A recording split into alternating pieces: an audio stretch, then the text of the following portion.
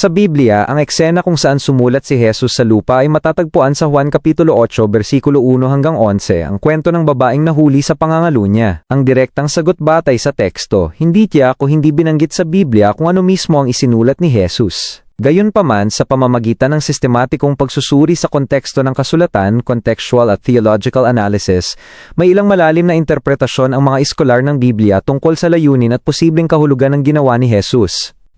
Isa. Konteksto ng pangyayari, Juan Kapitulo 8, versikulo 3 hanggang 6. Dinala ng mga Pariseo at Fariseo ang isang babaeng nahuli sa pangangalo niya upang subukin si Jesus.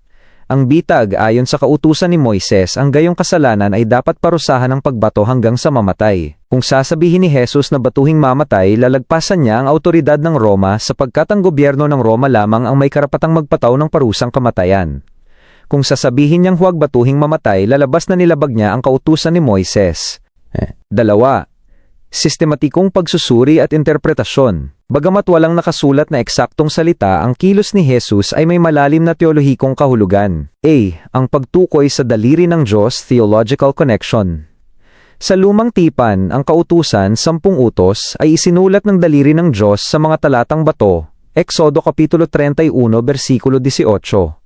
Sa Juan Kapitulo 8, versikulo 6, si Jesus ay yumuko at sumulat sa lupa gamit ang kanyang daliri. Aplikasyon, ipinapakita ni Jesus na siya rin ang Diyos na nagbigay ng kautusan kay Moises at siya ang may tunay na autoridad na magpaliwanag at magpatupad nito ng may katarungan at awa. B. Ang propesya sa Jeremias Kapitulo 17, versikulo 13. May malinaw na pagtukoy sa lumang tipan ukol sa pagsulat sa alikabok lupa.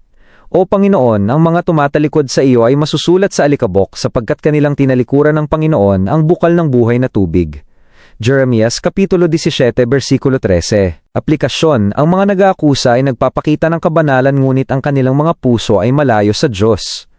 Ang pagsulat ni Jesus sa lupa ay maaaring paalala sa kanila na ang kanilang mga pangalan o kasalanan ay nakatala rin sa alikabok at sila ay hahatulan din. C. Ang mga kasalanan ng mga nag-aakusa.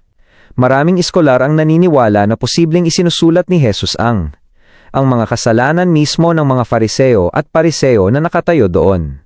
Ang mga pangalan ng mga nag-aakusa kasama ang kanilang sariling paglabag sa kautusan. Halimbawa, nasaan ang lalaking nakipagkasala, bakit ang babae lang ang dinala? Nung sinabi ni Jesus, ang walang kasalanan sa inyo ang unang bumato sa kanya, Juan Kapitulo 8, versikulo 7, at muli siyang sumulat sa lupa, isa-isang umalis ang mga nag-aakusa simula sa pinakamatanda hanggang sa pinakabata.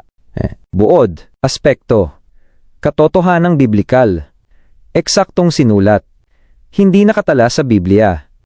Mananatili itong faktual na hiwaga. Layunin ng kilos.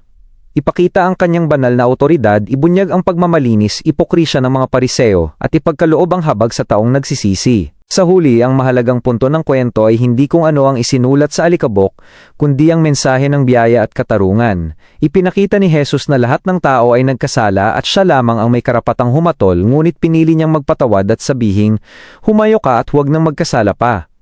Juan Kapitulo 8, versikulo 11.